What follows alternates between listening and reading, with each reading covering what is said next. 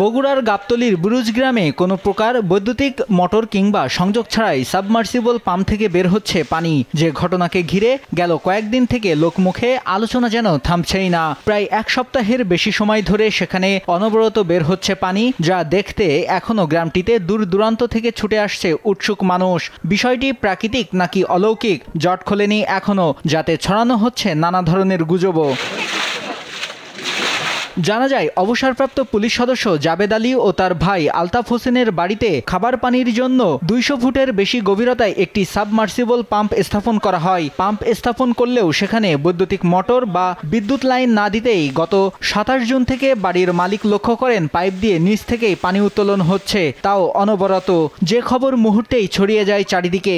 স্থানীয়দের দাবি, দিয়াশলাইয়ের কাঠি ধরলে দাউ দাউ করে জ্বলে উঠছে আগুন। তাই বৈদ্যুতিক কোনো সংযোগ ছাড়াই পাম্প থেকে অনবরত পানি বের হওয়ার ঘটনাটি লৌকিক নাকি অলৌকিক, এ নিয়ে গ্রামবাসীর মধ্যেও তৈরি হয়েছে কৌতূহল।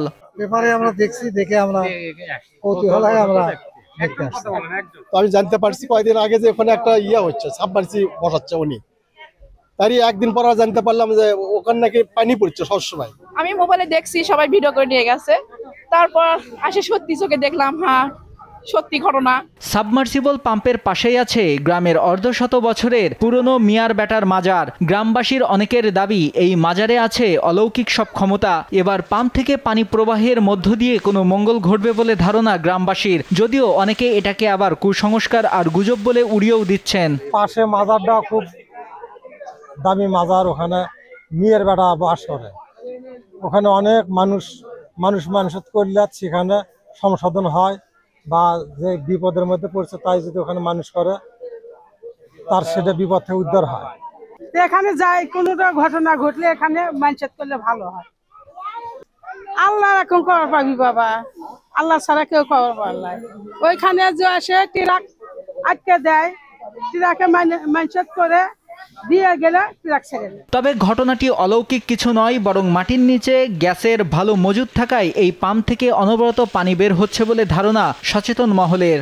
আমাদের এখানে এখন থেকে ১৫ বছর আগে এই এলাকায় যখন জরিপ করে যাওয়ার সময় গ্যাস পরীক্ষা করার পরে বলছে এখানে ছোট একটা গ্যাস খনি আছে। আজকে আমি সকালে ঢাকা থেকে আসছি, কিন্তু ঢাকায় আমি এটা খবর পেয়েছি যে আপনি যেখানে কলেজের প্রিন্সিপাল, সেখানে এরকম মাটির নিচ থেকে পানি উঠে ওরা নিজের চলছে, ওখানটার মধ্যে গ্যাস পাওয়া গেছে এরকম আর কি। আমার যতটুকু জানা আর কি, তিতাস গ্যাসের সাথে আমার পরিচয় আছে এইখানে গ্যাসের। কারণ আমি এইখানে যখন আসি প্রথম ২৬ দিন আমি গোসল করি নাই, এই বরজে এসে ২৬ দিন আমি গোসল করি নাই, কারণ পানির মধ্যে প্রচুর আয়রন। এদিকে বাড়ির জন্য খাবার পানি নিশ্চিতে অনবরত পানি ওঠা সাবমার্সিবল পাম্পের পাশেই সোমবার কয়েক ঘন্টা যাবৎ আরেকটি টিউবওয়েল বসানোর চেষ্টা করেও ব্যর্থ হন মিস্ত্রিরা। আর প্রতিদিন উৎসুক জনতার ভিড়ে এখন অতিষ্ঠ বাড়ির মালিক। পরিবার থেকে মনে করেন আমরা তো খাওয়া দাওয়া নাই, ঘুম নাই, এ আসে মনে করেন আগুন লাগিয়ে দিচ্ছে, দমদম করে আগুন জ্বলতেছে।